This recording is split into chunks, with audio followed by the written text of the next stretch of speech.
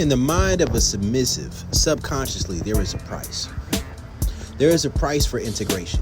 Integration isn't free, right? Unless you're already dealing with an individual who is integrated, right? Unless you're dealing with somebody who is on the integrated masculine or the integrated feminine, then there is going to be a price for integration, right? The same way a masculine dominant should have a price for integration, which is their program. A submissive, whether that's masculine submissive exercise and self-control, feminine submissive, regardless of what it is, there is a price for integration, and that price is internally the idea of how invested they should be in you, how emotionally, sexually, financially, socially invested they should be in you in order for them to respect you being invested in them in the area of their dominant ego. Now, this is different between men and women, right? Because although both men and women both love sex, both love relationships, companionship, emotional connections, communication, right? These are things that most people enjoy, right? All these are things that most people enjoy. The dominant and the submissive ego for men and women are connected differently, right? Now, there are some nuances to this, right? Like a masculine submissive woman is typically going to be in her dominant sexual ego. And a woman who's in the masculine submissive exercise and self-control is going to be operating from her submissive ego, but she's going to spend a lot of time in her dominant sexual ego, right? Something to understand. Now, it's not going to be completely that. It's going to be a little bit split up, but these are just some things to really embrace and understand. That a submissive has an internal price. Now, understand this. Just because a person has that price in their mind about how invested they should be doesn't mean that they have the resources to actually invest that. All right? This is where pass theory comes in. This is where giving an individual a pass and deciding to move forward with them anyways can be a detriment to your relationship dynamic. Because when this occurs, when this occurs for the individual, in their mind, they have a frame of reference, subconsciously, unconsciously, of how invested, how attracted, how into you they should be, and how consistently they should be able to do that before you are willing to take things further with them. Now, if their cup gets really low, then they may go into the feminine dominant. And from the feminine dominant, they may sexually or emotionally coerce you to be in a position where they feel like they're receiving a return on investment for the submissive ego validation that they're pouring out to your dominant ego, right? But there is a price. And if that price isn't met up to, and this is one reason why, I'll say this. This is one reason why it's good to have a program and to not go out of your way to make your program as easily accessible and easily achievable as possible. This is why your program as a masculine dominant should stretch a woman, or as a woman who's a masculine dominant, this is why your program should stretch a man. But also understand this, and this is something I want to make very clear. Unless you're dealing with someone who is openly, or at least in communication with you, is openly a cuckold or a cuck queen, they're not going to be cool with you interacting with others through the manna principle while holding them to a standard. What does that mean? The manna principle is when you have an influx of dominant ego validation that is surging through you. And because of this, subconsciously, you understand that without a reciprocation from your submissive ego, you're going to begin to erode, right? You're going to begin to erode. And because you understand that, you find an individual who you're ready to siphon off energy from yourself to them, from your submissive ego, in order to maintain the flow of energy within yourself, right? Because dominant ego validation doesn't stay there forever. It's a daily bread. That's why I call it the manna principle, right? But we have to understand there has to be a baseline principle. There's a baseline principle when it comes to dating and relationships. As in, you have to have a baseline level of attraction that is high enough to your partner, high enough to the individual that you're interacting with, so that if they meet up to the standards of your dominant ego, that you'll be willing to reciprocate and you'll be willing to pour back into them. If that standard isn't met, then you're going to feel unsure. If that standard isn't met, then you're not going to be as attracted to them, not as interested in them. And then by them pouring energy into you, you're just going to transmute that energy into someone else who's new. And this is something that causes individuals who are submissives but aren't on a high enough cup space to be in the integrated feminine or the integrated masculine to not be cool with not being reciprocated with dominant ego validation at a steady rate that is in direct correlation to the amount of energy that they're pouring out. Very important to understand, right? So if you're a woman and you want to have a stretching program as a masculine dominant, understand that overstimulation kills your capacity to be masculine dominant, right? That means that if as a woman you're sexually overstimulated, right? This is where the body count and sexual past conversation comes up. If the capacity of what you've experienced sexually causes you to feel as if you have a greater capacity to be sexually disciplined and controlled when it comes to interacting with an individual, then you may not be able to integrate with that person if your sexual palate has been raised too high, because you're not going to be able to pour back into them to the extent that they pour into you or anywhere near that, because you've been taken further than they can take you. Because understand that every individual has a dominant ego. They have a submissive ego, but they also have masculine and feminine security. Every individual has masculine, feminine, dominant, and submissive within them. The polarity quadrant, the sexual polarity quadrant, is primarily about the idea of choosing whether or not you want to focus primarily your dominance and your submissiveness, right? And whether or not you want to focus primarily on your masculine or feminine security as a foundation. But in order to integrate, you still have to be able to tap into those other two aspects of the quadrant. So if an individual does not meet the baseline of how attracted you need to be, how sexually satisfied you need to be, how emotionally invested you need to be, right? In order for you to integrate with them, then understand that you have a standard that is within your own submissiveness, right? That's what the baseline principle is about. Now, up front, for the masculine dominant, the baseline principle doesn't matter as much, right? It doesn't matter as much, but it really depends on how far you've allowed your palate to be stretched, right? So as a man, when you're masculine dominant, being sexually overstimulated or being emotionally overstimulated, it leads to a place where even if you meet a woman who checks off all the boxes of your program, as far as how much submissive energy they're pouring out, how much feminine energy they're pouring out, if they're not attractive enough to you, or you're not emotionally available, right, because of past traumas or things that you went through, then no matter how submissive they are with you, it's not going to be enough for you to be willing to integrate. And what you'll find is that you have an inability to be emotionally invested enough to value that individual enough to make the changes or to be willing to grow and to integrate with this individual, right? Very important to understand. See, what some people got to understand is you can't have your cake and eat it too. You can, but you can't, right? To the extent that you know how to teach what you like is to the extent that you can be masculine dominant, right? Because what you have to understand is that there's pre-qualification and earned qualification. Earned qualification is submissiveness, right? When you're submissive, you are relinquishing control in order to receive a higher level of pleasure, right? Or a higher level of guidance by relinquishing control. And when you are in a position where you are unable to relinquish a certain level of control, once a person has met your standards, because they're just simply not attractive enough to you, then that relationship will ultimately be unsatisfactory. And at the end of the day, what will occur is that you will either have to be dishonest and duplicitous, or what may also occur is that you may be honest with the individual about your feelings for someone else, and they're not going to want to continue to be as invested in you because they feel like you don't appreciate them, right? Very important to understand. I remember I was talking to a dominant one time. Great guy.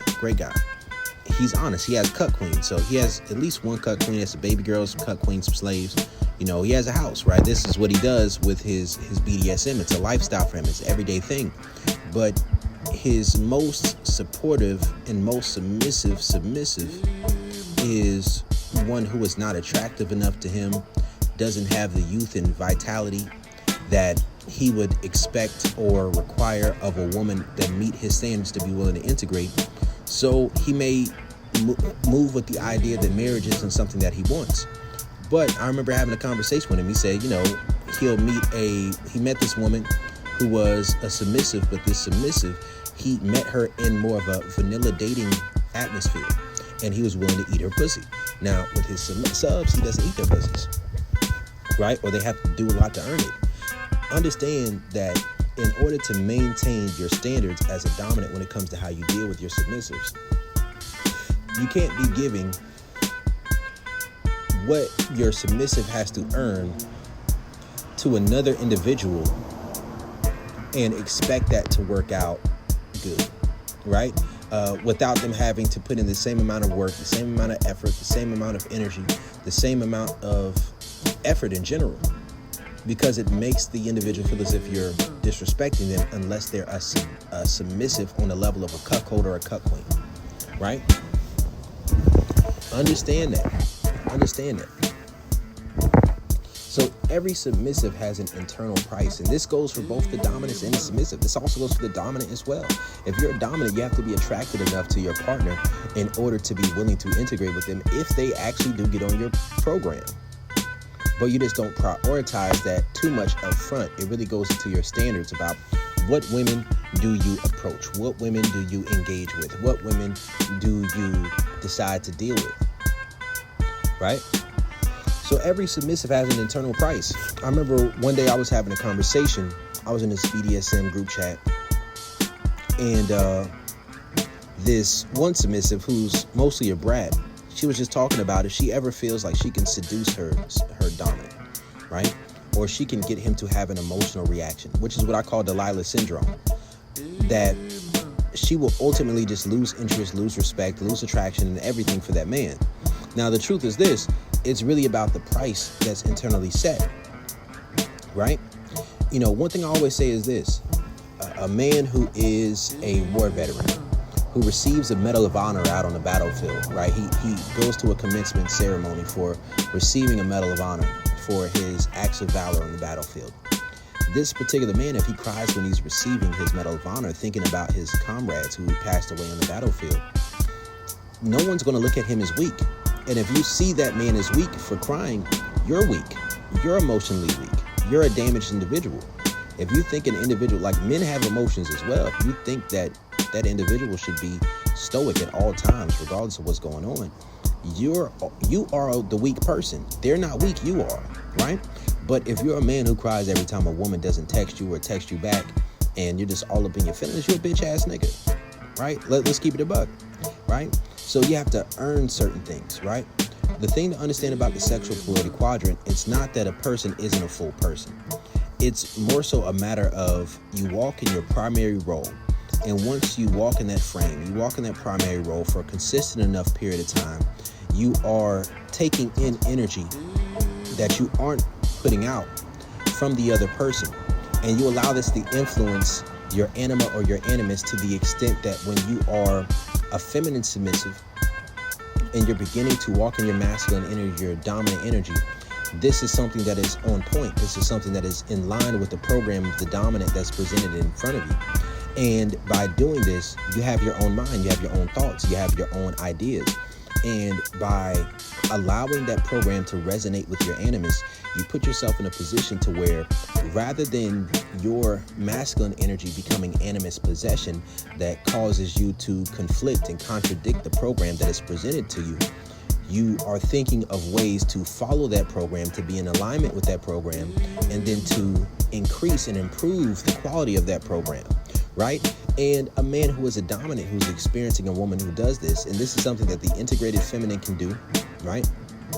Something the integrated feminine can do, because it's actually a higher cup space than the masculine dominant. From that place, then this is an individual who you can release some of your inner submissiveness towards, right? So as a man, you may be able to get more into your submissive ego and be loving and be caring, be consistent, right? You want to be consistent with who you are anyways, but consistent with them. You can be a little bit more understanding of things that they have going on, more understanding of things that they deal with.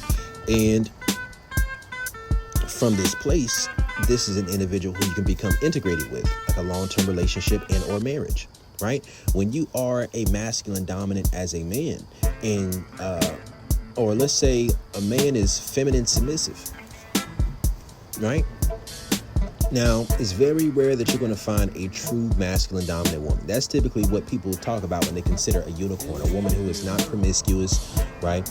A woman who is very much into her morals and her principles and her values and her structure. You have to understand that as a woman, this only matters if you're consistent with it, right?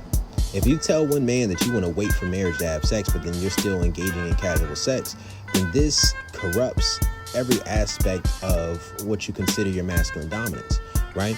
If you're a man and you say that there's a standard that has to be met in order for you to be in a long-term relationship, or to be in a committed relationship or a monogamous relationship, and you're choosing to be in this type of dynamic with someone who doesn't meet that standard, then this corrupts it, right? And it doesn't corrupt it as much, but what definitely corrupts it is if you're willing to do it for someone else, right?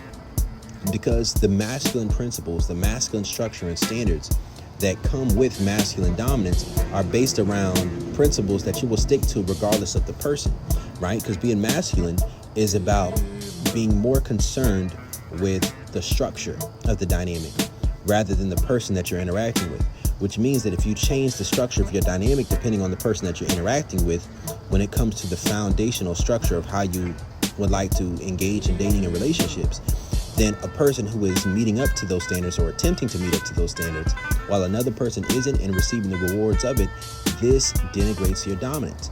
This causes you to, by proxy, become a feminine dominant, even if you are honest with the individual that you're dealing with, because you have to have an adequate level of self-awareness to be masculine dominant. Without an adequate level of self-awareness, then you could simply be speaking from an animus projection or animus possession or anima possession, whatever it is, and you may simply be speaking from a standpoint of telling an individual there's something that you're not into doing when you're just not into them enough, right? And a person can give you a pass for that, right? Submissives give passes as well, right? When a submissive gives a pass, it's like, okay, you say you're not looking for a relationship right now. If you get into a relationship with someone else, you're disrespecting the dynamic that you have with this individual, especially if this is someone who's invested in you and they're down for you, right? Very important to understand. And what does that lead to? That leads to either you telling them the truth and them not fucking with you like that anymore, or you having to be dishonest, and that dishonesty will then put out feminine dominance. Very important to understand. So every submissive has an unconscious price for how invested they must be in order to respect integration, right? In order for them to respect the principle of sexual energy transmutation and the things that come along with being in an integrated relationship. But because many people are low cup, many people are in a low cup space, they may ask or push or even try to coerce you out of gaining more access to you in whatever strokes their dominant ego in order for them to feel better about themselves, although subconsciously they may convince themselves otherwise, but subconsciously this will lead to them respecting you less. This will lead to them being less attracted to you, right? This is the Delilah syndrome. Many times an individual will want to have access to you that they will not appreciate, simply for the sake of making it easier for them to walk away, simply for the sake of it making it easier for them to move on, for them not to feel this push and pull, this tug on their ego and their emotions from the way that you're interacting with them. So they may desire or give the impression that they require for you to invest in them in a certain way, in a certain manner, in order to make them feel more comfortable. Like a great example of this could be, let's say there's a submissive, and this submissive has, it could be religious, it could be whatever reason it is, to want to stop engaging sexually. right? But if you decide that you want to keep engaging non-sexually, this is something that will make them feel more safe, right? Now, this is something the integrated masculine can do without this backfiring, but that's because your level of masculine and feminine security is high enough to not care what they do, or to not be bothered by it, or to be able to work past it, right? To be able to work past that. But for the most part, how this works is this: if you are a masculine dominant and a woman is not engaging, she doesn't desire you sexually, then what you have to understand is that it's time for you to move the fuck on. It's cool. Move on. Because although she may have whatever reason she thinks is a good reason or a good idea or makes sense as to why to stop engaging in that particular manner, that does not mean that there aren't subconscious levels of manipulation that are taking place through that. If a person can do something, they can do something, right? Now, understand that energy is not a unlimited resource, right? So a woman may not have the energy to keep up with you all the time. But if she's feeling a guy enough, she'll do whatever for him. And that's what you have to accept. When you're masculine dominant, you have so many experiences dealing with feminine submissive women that you understand that a woman with like a 9 level of sexual attraction towards you, watch my videos on Brody's scale of sexual attraction, right? A woman with a 9 level of sexual attraction, she will find excuses. She will find ways to come suck that dick and get her back blown out. That's just the truth of the matter. And when you understand that, a woman who isn't doing that, it's just a woman who isn't feeling you enough. That's cool. Keep it pushing. Keep that shit pushing. Right? And if you do decide to stay, understand that you're doing a masculine submissive exercise in self-control, but it probably would benefit you to switch your perspective to the value that woman's adding non-sexually versus sexually. Right? And that's what you should judge as a masculine dominant anyways, right? When you procure a sexual relationship with a woman, then you're moving off of the competency of your sexual prowess, right? And if you are to get into an integrated relationship, it's based off of that woman's competency when it comes to the non-sexual interactions, as far as you enjoying the time that you spend with her, as far as her investing in you, as far as her following your program and trying to move things forward, and her desiring that on her own. But even within that, understand that how a woman is going to relate to your emotions is from a masculine dominant stance. We all have an anima and an animus, right? So you have to set a standard, right? It's the same thing when it comes to men who play the friend role, right? In order to have sex with a woman. It's the same thing. If he doesn't work his way up from that stance of being in a place where he knows he wants to be with that woman, right? And he's working towards that, and they're willing to actually be in a relationship, maybe even before they engage sexually, then that woman has every right to turn that man down because he didn't have the balls to present himself to her as an individual who is sexually pre-qualified. Understand, submissiveness is earned qualification. Dominance is pre-qualification, right? As a man, you have to earn the right to express and flow in your emotions, in your feminine energy. You have to earn that through the consistency of you sticking to your masculine principles, setting a standard, and having that standard be lived out and seen with your own 2 eyes before you invest emotionally, right? Before you get into your submissiveness, you have to prove that you can flow in your dominance consistently and effectively. And let's flip this. For a woman, or let's say for a submissive woman, right? You have to earn the right to have any fucking say so. You don't just go into a situation as a submissive woman you have the right to say whatever the fuck you want to say, but you don't just go into the situation having the right to present conflictions and contradictions when it comes to the way you think and the way you want to do things and the way you preconceive the way things should be done when you go into a scenario. That's not what it is. You have to earn that through showing that you understand your role, walking out your role, receiving the benefits of that role, and then showing ways of making that role better using your masculine energy, using your animus in order to make that program even better. But if you start to use your emotion to try to operate out of unconscious subterfuge to sabotage that program, then a dominant has every right to say, I'm not fucking with this. Every right. Right? If you want to be dominant, understand that a man who's been dominant for a long enough time, he understands that oftentimes this is a method to try to sabotage what's going on. This is a tactic subconsciously to try and overcome that feeling, because most women have a love-hate relationship with the power that a man can have over them. When a man has penis power, when a man is in their mind, when her hand's caught in the cookie jar, when a woman is in that feminine submissive state of mind, unless she's in a really high cup space, then oftentimes what's going to happen is that she is going to have a love-hate relationship towards it. So oftentimes she's going to complain about certain things. She's going to have an issue with certain things. And she may not always express this verbally, but sometimes she may. And when she does, it's not for you to go and try to fix shit, to try to give her what she wants, because you should have your own standards about what it should take for you to get to the place that she wants to get to. If you'll never get to that place, you should let her know it's not going to happen. But if there is a possibility that you could get there, then you have that conversation with her. You let her know what it will take, and then you guide her and lead her into that direction. But don't let a woman's emotions become what leads your relationship dynamic as a man. Don't let a woman, because listen, it can happen in a plethora of ways. A woman can simply say, this is how I feel about this is how I feel about that. And then you can feel, if you ever feel like to continue to do things the way you want to do things would feel like you're pressuring a woman, right? Or that you're coercing a woman, then oftentimes it's best to just go no contact and leave you the fuck alone, right?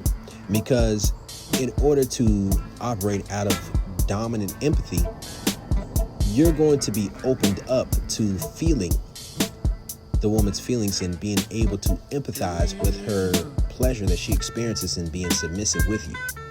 And when you recognize that, what you also have to recognize is that you're going to feel when a woman's not like that either, right? You're going to feel that too. And when you feel that too, what are you going to do in those scenarios? Is this going to cause your cup space to drop down into masculine submissive or feminine dominant? You're going to do a masculine submissive exercise of self-control? Or are you going to raise up into the integrated masculine? Or are you going to stay the masculine dominant course and just say, if she's not able to pick up what the fuck I'm putting down, I'm leaving her alone, right? So understand that there is an internal price in the mind of a submissive. This is Coach Brody. I'm out.